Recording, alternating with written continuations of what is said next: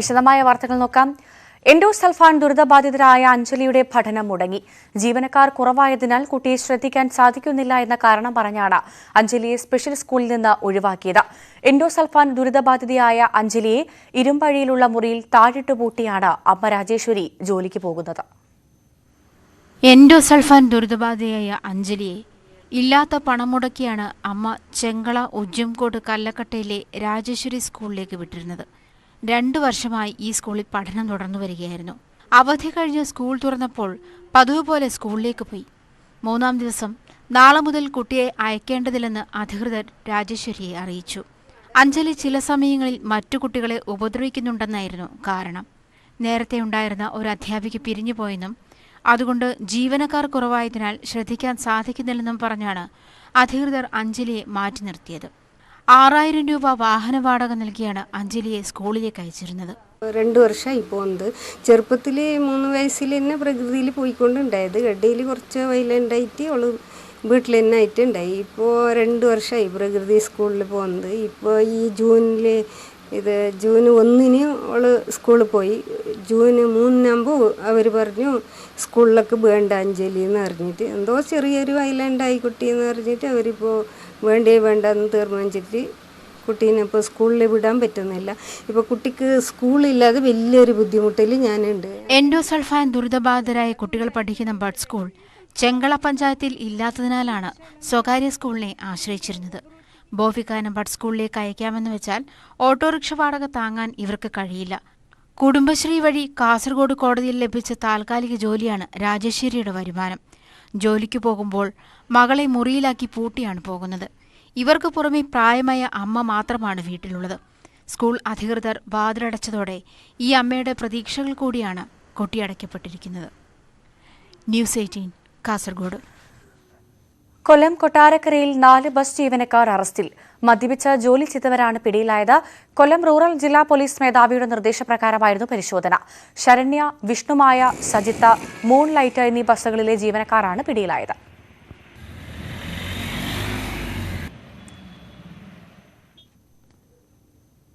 വയനാട് പൊഴുതനയിൽ വീണ്ടും പുലിയുടെ ആക്രമണം. പൊഴുതന അച്ചൂർ 13-ലാണ് പുലി പശുവിനെ കൊന്നത്. തൊഴുത്തിൽ കെട്ടിയിട്ട പശുവിനെ പാതി ഭക്ഷിച്ച നിലയിൽ കണ്ടെത്തുകയായിരുന്നു. മാസങ്ങൾക്കുള്ളിൽ പ്രദേശത്ത് 9 പശുക്കളെയാണ് പുലി കൊന്നുതിന്നത്.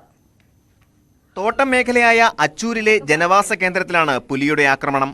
മാസങ്ങൾക്കിടെ 9 പശുക്കളെയാണ് പുലി കൊന്നത്. തൊഴുത്തിൽ കെട്ടിയിരുന്ന 13 സ്വദേശി ലീലാമ്മയുടെ പശുവിനെയാണ് ഇന്ന് ചത്ത നിലയിൽ കണ്ടത്.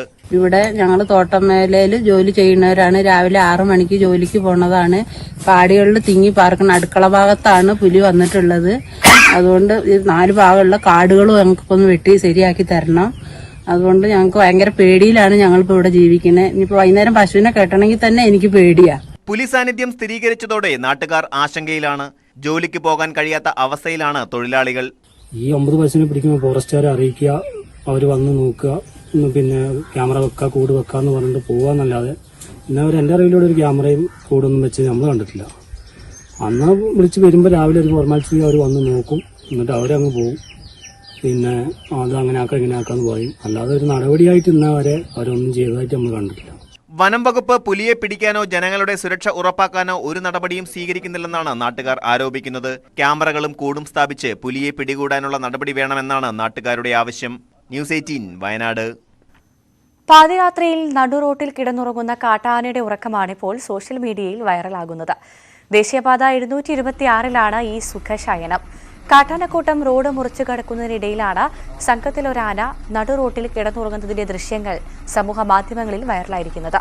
ബാംഗ്ലൂർ കോഴിക്കോട് യാത്രയിൽ കൊടുവള്ളി സ്വദേശി ഹംദാൻ ബിൻ അബ്ദുൽ സലാം എടുത്ത വീഡിയോയാണിത്.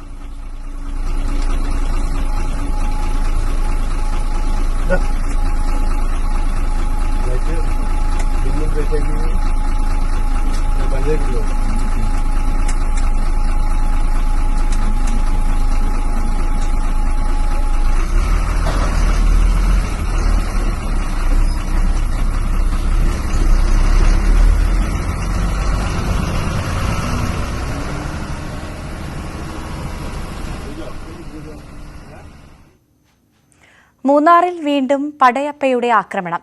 മാട്ടുപ്പെട്ടി എക്കോ പോയിന്റിലെ പെട്ടിക്കടകൾ തകർത്തു. ഇന്നലെ രാത്രി 9 മണിയോടെ എത്തിയ കാട്ടാന കടകൾ തകർത്ത് വിൽപ്പനയ്ക്ക് വെച്ചിരുന്ന ഭക്ഷണ സാധനങ്ങൾ അകത്താക്കിയാണ് കാടുകയറിയത്.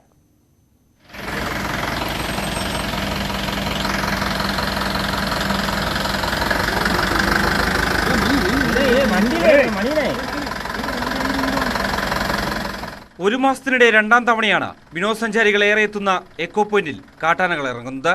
കഴിഞ്ഞ ദിവസം മുറിവാൽ എന്ന വിളിപ്പേരുള്ള കാട്ടാന ഇറങ്ങുകയും വാഹനങ്ങൾ ആക്രമിക്കാൻ പാഞ്ഞെടുക്കുകയും ചെയ്തിരുന്നു. ഇതിന് പിന്നാലെയാണ് പടയപ്പയുടെ പരാക്രമം. 9 മണിയോടെ എക്കോ പോയിന്റിന് സമീപമെത്തിയ പടയപ്പ പെട്ടിക്കടകൾ തകർത്തു. ആനയെ കാടുകയറ്റാൻ വ്യാപാരികൾ ശ്രമിച്ചെങ്കിലും പരാജയപ്പെട്ടു. റോഡിൽ നിലയുറപ്പിച്ച ആന ഭക്ഷണസാധനങ്ങൾ മുഴുവൻ അകത്താക്കിയാണ് മടങ്ങിയത്. ഈ സമയം റോഡിൽ ഗതാഗതം തടസ്സപ്പെട്ടു. എക്കോ പോയിന്റിലെ വഴിയോരങ്ങളിൽ നിരവധി പെട്ടിക്കടകൾ പ്രവർത്തിക്കുന്നുണ്ട്. കടകളിൽ സൂക്ഷിച്ചിരിക്കുന്ന സാധനങ്ങൾ സംരക്ഷിക്കുവാൻ ചില വ്യാപാരികൾ കടകളിൽ തന്നെയാണ് രാത്രികാലങ്ങളിൽ കഴിയുന്നത്. ന്യൂസ് 18 മൂന്നാർ. തിരുവനന്തപുരം വർക്കലയിൽ ഭക്ഷ്യസുരക്ഷാ വകുപ്പിന്റെ മിന്നൽ പരിശോധന. പുന്നമോട് ചന്തയിൽ നിന്നും 200 കിലോ അഴുകിയ മത്സ്യം പിടിച്ചെടുത്തു. ചൂരമീനാണ് പിടികൂടിയത്.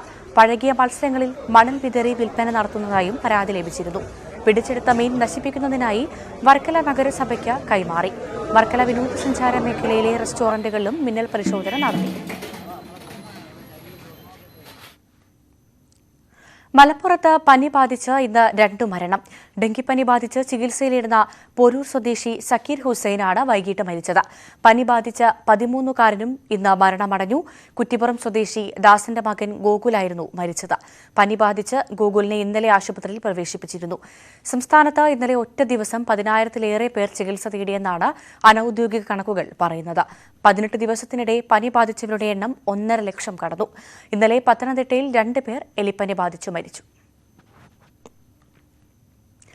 തിരുവനന്തപുരത്ത് ദേശീയപാതയിൽ ചാക്ക ജംഗ്ഷന് സമീപം ലോറി മറിഞ്ഞു. ഡിറ്റർജന്റുമായി പോയ ലോറിയാണ് അപകടത്തിൽപ്പെട്ടത്.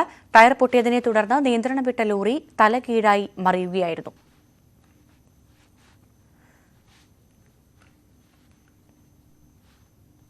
താമരശ്ശേരിയിൽ വയലുകൾ വ്യാപകമായി മണ്ണിട്ട് നികത്തുന്നു.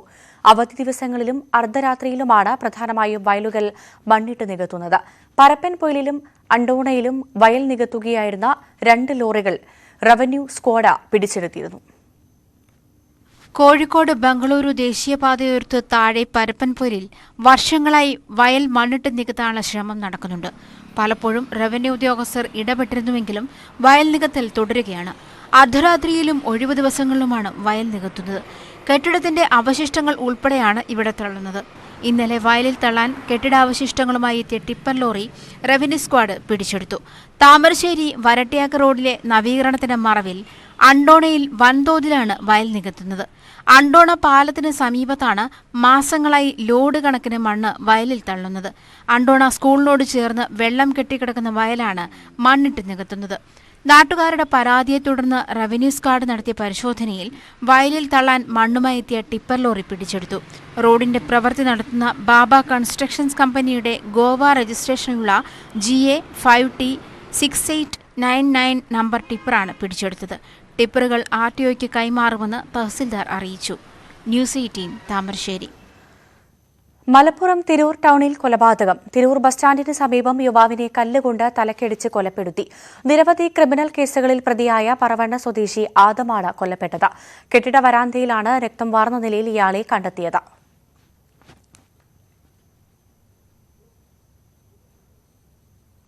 ഖുണ്ടൽപേട്ടിലുണ്ടായ കാർ അപകടത്തിൽ താമരശ്ശേരി സ്വദേശി മരിച്ചു. പെരുമ്പള്ളി ചെറുപ്ലാട് അബ്ദുൾ അസീസിന്റെ മകൻ ജംസിലാണ് മരിച്ചത്. കൂടെയുണ്ടായിരുന്ന അമ്പായത്തോട് സ്വദേശി അൻഷിദിന് ഗുരുതര പരിക്കേറ്റു. ഇന്ന് പുലർച്ചെയായിരുന്നു അപകടം. നിയന്ത്രണം വിട്ട കാർ റോഡരികിലെ മരത്തിലിടിക്കുകയായിരുന്നു.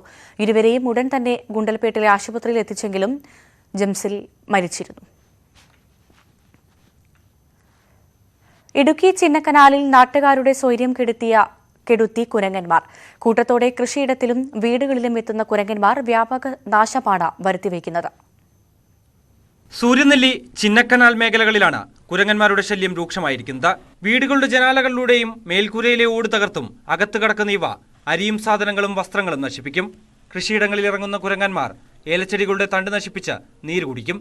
ചിന്നക്കനാൽ ഫാത്തിമ മാതാ സ്കൂളിൽ പകൽ സമയത്തു പോലും കുരങ്ങന്മാരുടെ ശല്യമുണ്ടാകാറുണ്ട്.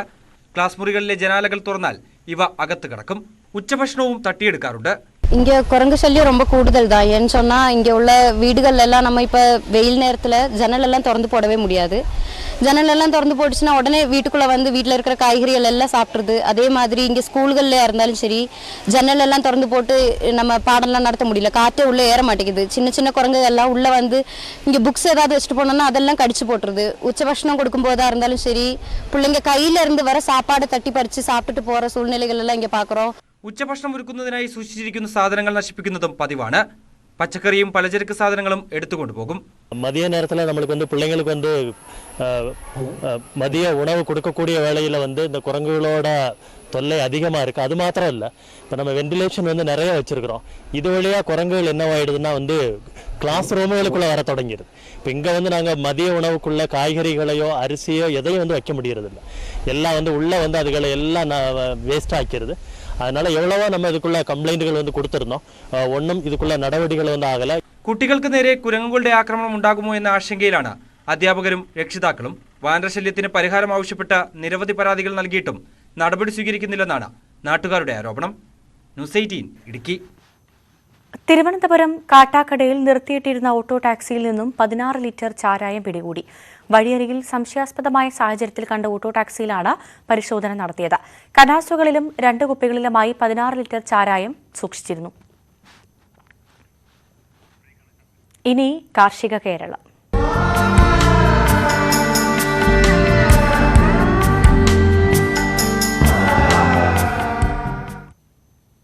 കാലവർഷം എത്തിയതോടെ തൃശൂരിന്റെ കിഴക്കൻ മേഖലയിലെ പാടശേഖരങ്ങളിൽ വിരിപ്പ് കൃഷികൾ ഒരുങ്ങിത്തുടങ്ങി. ടില്ലർ ഉപയോഗിച്ച് നിലമൊരുക്കുകയും വരമ്പുകൾ ബലപ്പെടുത്തുകയും ചെയ്യുന്ന പണികളാണ് തുടങ്ങിയത്. നടീലിനുള്ള ഞാറ്റടികളും കർഷകർ തയ്യാറാക്കി വരികയാണ്. തൃശൂരിന്റെ കിഴക്കൻ മേഖലയിലെ പാടശേഖരങ്ങളിലെല്ലാം കൃഷിയൊരുക്കം തുടങ്ങി. ഒട്ടുമിക്ക പാടശേഖരങ്ങളിലും ജ്യോതി വിത്ത് ഉപയോഗിച്ചാണ് ഇത്തവണ വിരിപ്പ് കൃഷി ഇറക്കുന്നത്. പാടങ്ങളിലൊഴികെ മറ്റെല്ലായിടത്തും ഇക്കുറി കൃഷി ഇറക്കുന്നുണ്ട്. കാലവർഷം ശക്തമായതോടെ കൃഷിക്കാവശ്യമായ വെള്ളം പാടശേഖരങ്ങളിൽ ലഭ്യമായി തുടങ്ങി. മഴയിൽ വെള്ളം കയറാൻ സാധ്യതയുള്ള നിലങ്ങളിൽ ഞാറു നടാനും മറ്റു നിലങ്ങളിൽ വിത്ത് വിതയ്ക്കാനുമാണ് പാടശേഖര സമിതികളുടെ തീരുമാനം. ഇതിനാവശ്യമായ വിത്ത് കൃഷിഭവൻ മുഖേന പാടശേഖര സമിതികൾക്ക് നൽകിയിട്ടുണ്ട്. അതേസമയം ചില പാടശേഖരങ്ങളിൽ ഇത്തവണ ഒന്നാം വിള ഇറക്കുന്നില്ല. കാലവർഷക്കെടുതിയിൽ കൃഷിനാശം സംഭവിക്കുമെന്ന ആശങ്കയുള്ളതിനാലാണിത്. വിരിപ്പ് കൃഷി ഇറക്കാത്ത പാടശേഖരങ്ങളിൽ മുണ്ടകൻ വിള പതിവിലും നേരത്തെ ഇറക്കാനാണ് കർഷകരുടെ തീരുമാനം. മാസങ്ങളോളം നിലം തരിശിടുന്നത് മുണ്ടകൻ കൃഷിക്ക് വിളവ് കൂടുതൽ ലഭിക്കാൻ സഹായകമാവുമെന്ന് കർഷകർ ചൂണ്ടിക്കാട്ടുന്നു. ന്യൂസ് 18 തൃശൂർ. 2018 പ്രളയത്തിന് ശേഷം കാർഷിക മേഖലയുടെ പുനരുദ്ധാരണത്തിനായി ഇടുക്കിയിൽ നടപ്പാക്കിയ മണ്ണ് സംരക്ഷണ പദ്ധതിയിൽ വൻ അഴിമതി നടന്നതായി ആരോപണം. നെടുങ്കണ്ടം, കരുണാപുരം പഞ്ചായത്തുകളിലാണ് പദ്ധതി നടപ്പിലാക്കിയത്. പദ്ധതിക്കായി നിർമ്മിച്ച ചെക്ക് ഡാമുകളടക്കം ഉപയോഗശൂന്യമായി. 2020 തമിഴ്നാട് അതിർത്തിയോട് ചേർന്ന് കിടക്കുന്ന കരുണാപുരം, നെടുങ്കണ്ടം പഞ്ചായത്തുകളിൽ പദ്ധതി നടപ്പിലാക്കിയത്. കൃഷിവകുപ്പിന്റെയും മണ്ണ് സംരക്ഷണ വകുപ്പിന്റെയും സംയുക്ത ആഭിമുഖ്യത്തിൽ നടപ്പിലാക്കിയ പദ്ധതിക്കായി 2 കോടിയോളം രൂപയും ചെലവഴിച്ചു. വിവിധ വാർഡുകളിൽ വാട്ടർ ഷെഡുകൾ, ചെക്ക് ഡാമുകൾ, വിവിധ ജലസേചന പദ്ധതികൾ ഇവയൊക്കെയായിരുന്നു നടപ്പാക്കിയത്. കർഷകരിൽ നിന്നും ഏറ്റെടുത്ത ഭൂമിയിലാണ് പ്രവൃത്തികൾ നടപ്പിലാക്കിയത്. എന്നാൽ ഇതിലൊന്നുപോലും ഫലപ്രാപ്തിയിലെത്തിയില്ലെന്നാണ് നാട്ടുകാർ ആരോപിക്കുന്നത്. ചെക്ക് ഡാം അടക്കം നിർമ്മിക്കുന്നതിന് വേണ്ടിയിട്ട് 2 കോടി രൂപ അനുവദിക്കുകയുണ്ടായി. ആ പണം ഉപയോഗപ്പെടുത്തിക്കൊണ്ട് നമ്മുടെ കരുണാപുരം പഞ്ചായത്തിൻ്റെ തമിഴ്നാടുമായി അതിർത്തി പങ്കിടുന്ന മേഖലകളിൽ വലിയ തോതിൽ ഉള്ള നിർമ്മാണ പ്രവർത്തനങ്ങൾ നടത്തി. പക്ഷേ ഒന്നും ചെറുകിട കർഷകർക്കോ അല്ലെങ്കിൽ ഈ ബന്ധപ്പെട്ട ഡിപ്പാർട്ട്മെൻറ്റ് ഉദ്ദേശിച്ച തരത്തിലുള്ള ഒരു ഫണ്ട് വിനിയോഗം ആ കാര്യമായ നിലയിൽ നടന്നില്ല. വാട്ടർ ഷെഡ് അടക്കം നിർമ്മിച്ച് ചെറുകിട കർഷകർക്ക് അത് ഉപയോഗിക്കാൻ കഴിയാതെ ആ ഭൂമി പോലും ഇത് മോശമായി കിടക്കുന്നു. ചെക്ക് ഡാം പൊട്ടി ഉപയോഗശൂന്യമായതും നാട്ടുകാർ ചൂണ്ടിക്കാട്ടുന്നു. വിജിലൻസിന് പരാതി നൽകിയെങ്കിലും നടപടിയൊന്നുമുണ്ടായില്ല. ജലസേചന പദ്ധതികൾക്കായി ഭൂമി വിട്ടു നൽകിയവർക്ക് കൃഷിഭൂമി നഷ്ടമായ അവസ്ഥയാണ് നിലവിലുള്ളത്. വകുപ്പുതല അന്വേഷണം ആവശ്യപ്പെട്ട് സർക്കാരിനെ സമീപിക്കാനൊരുങ്ങുകയാണ് നാട്ടുകാർ. ന്യൂസ് 18 ഇടുക്കി. കരാട്ടയിൽ കരുത്തായി തിരുവനന്തപുരം വർക്കല സ്വദേശിനി അമൃത വിജയൻ. ചൈനയിൽ നടക്കുന്ന 19ാമത് ഏഷ്യൻ ഗെയിംസിനുള്ള ഇന്ത്യൻ കരാട്ടെ ടീമിന്റെ സെലക്ഷൻ ട്രയൽസിൽ അമൃത പങ്കെടുക്കും. ഡൽഹിയിൽ നടക്കുന്ന ട്രയൽസിലാണ് വർക്കല ഗോജുറിയ കരാട്ടെ സ്കൂളിലെ അമൃതയ്ക്ക് ക്ഷണം ലഭിച്ചത്. 2018 ദേശീയ തലത്തിൽ നടത്തിയ ചാമ്പ്യൻഷിപ്പിൽ അമൃത സ്വർണം നേടിയിരുന്നു. വർക്കല ശിവഗിരി NSN കോളേജിലെ 2ാം വർഷ BSc കെമിസ്ട്രി വിദ്യാർത്ഥിനിയാണ് അമൃത. ഇനി ഇന്നത്തെ സ്വർണം വെള്ളി പ്ലാറ്റിനം നിരക്കുകൾ. പാരഗൺസ് റോയൽ ജ്വല്ലറി ഇന്നത്തെ സ്വർണ്ണവില ബ്രോട്ട് യു ബൈ അനധികൃത വിൽപ്പനക്കാരിൽ നിന്നും സ്വർണം വാങ്ങി ഇനി ആരും വഞ്ചിതരാവരുത്. പാരഗൺസ് റോയൽ ജ്വല്ലറി കുന്നംകുളം. സ്വർണം ഗ്രാമിന് 5500, പവന് 44,000. വെള്ളി ഗ്രാമിന് 80, കിലോയ്ക്ക് 80,000. പ്ലാറ്റിനം ഗ്രാമിന് 3527. പാരഗൺസ് റോയൽ ജ്വല്ലറി ഇന്നത്തെ സ്വർണ്ണവില ബ്രോട്ട് യു ബൈ അനധികൃത വിൽപ്പനക്കാരിൽ നിന്നും സ്വർണം വാങ്ങി ഇനി ആരും വഞ്ചിതരാവരുത്. പാരഗൺസ് റോയൽ ജ്വല്ലറി കുന്നംകുളം. നാട്ടുവർത്തമാനം പൂർണ്ണമാകുന്നു. നമസ്കാരം.